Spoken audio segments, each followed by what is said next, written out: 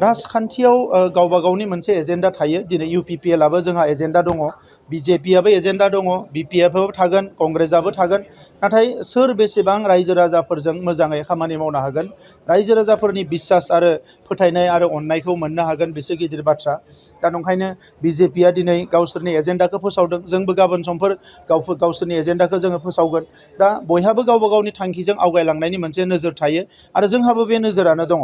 बेराफारसेथिं बिथाङा सिडली समस्तियाव जोंनि बिजाथिखौ देरहाहोनो थाखाय BJPनि बिबानगिरिफोरखौ बिथाङा बिथोन होदों। दा बिनि थाखाय आं बिथांनो साबायखर बावो।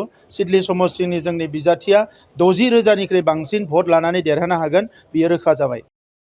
गुथि गायसननाय सान आरो बेखौ जोङो बेंटलाव फालिनाय जादों। बेवहाय चिरां जिल्ला आरो चिरांनि गासैबो ब्लक कमिटिफोर, क'क्राझारनि गासैबो जों लोगो नांनानै बेवहाय खुंनाय जादों। आरो दिनैनि समाव आङो मिरुनिफ्राय लानानै जोंनि बुथ कमिटिसिम UPPLनि साफ्रोमबो बिबानगिरि, दैदेनगिरि आरो सोद्रोमाफोरनो गोसो गोरबोनि गाहाम हामलायनायखौ आं बावहरो।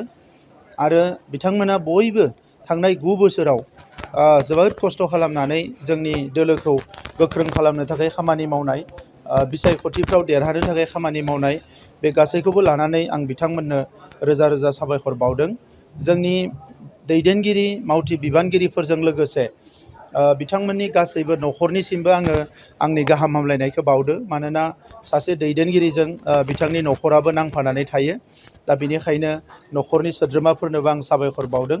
बेजों लोगोसे 2015 मायथाइयाव UPPL दोलोखौ मानगोनां UG ब्रह्म बिथाङा गायसनजेननायनिफ्रायनो बायदिसिना थासारियावबो जोबोद गाज्रि थासारियावबो UPPL दोलोजों गसंफानाय बड'लेण्ड ओनसोलनि गासैबो आइ आफा रायजो राजानिसिम आं रोजा रोजा साबायखर बावदों।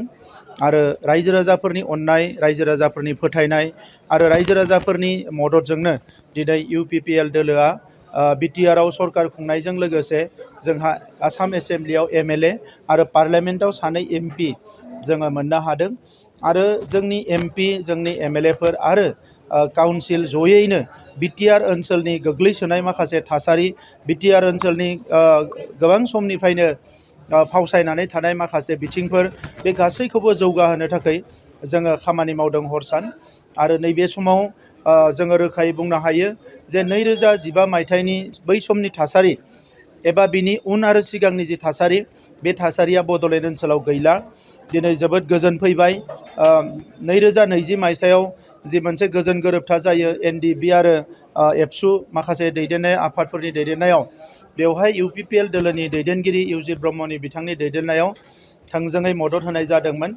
आरो सरकार दाखांनायनि उनाव दिनै बड'लेण्ड ओनसोलाव बे गासैबो बिथिंफोरखौ लानानै खामानि मावनायलाय दिनै बड'लेण्ड ओनसोला सोलोंथायाव जौगादों, गेलेमु आयदायावबो जथेस्थ' जौगादों। दिनै बेजों लोगोसे रांखान्थि बिथिङावबो आगोलनि जि गेना गोरोन्थि गोनां खान्थि सरकार खुंनाय, बेफोरखौ सोलायनानै जोबोद मोजां मोनसे खान्थि गायसननायजों जोङो रायजो राजानि गोबां खामानि मावनो हादों। बै समाव BPFनि सरकारनि समाव 17 बोसोराव 39,000 न' लुनो हादोंमोन 17 बोसोराव। नाथाय जोङो 4 बोसोरावनो प्राय 3 लाख गोरिब मानसिफोरनि न' लुनो हाबाय, गोबां बान्दोफोरखौ खोनो हाबाय, गोबां फरायसालिफोरखौ फाहामनो हाबाय। सोलोंथायाव दिनै जोङो बेसेबांबा आसामनि जौगानाय डिस्ट्रिक्टफोरखौबो बारनानै जोंनि जिल्लाफ्रा माने रिजाल्ट लाबोनो हाबाय। बे गासैबो बिथिंखौ नायनानै लोगोसे बर' माहारिनि गेजेराव जिखिनि आफादफोर दङ, बिसोरनि गेजेराव खामानि मावनाय आरो जौगानायनि बयबो साननो हानाय आरो गुबुन हारिफोरजोंबो गोग्गो सोमोन्दो दानानै जों मोनसे खामानि मावनो हादों। दा नंखायनो UPPLनि जार्निया जोबोद मोजां मोनसे पजिटिभ लाइनाव थांगासिनो दङ। आरो दिल्लीनि सरकार, दिसपुरनि सरकार बयनिबो लोगो लाफानायाव दिनै BTR ओनसोलखौ आरोबाव गोख्रोङै जौगाहोनो हादों।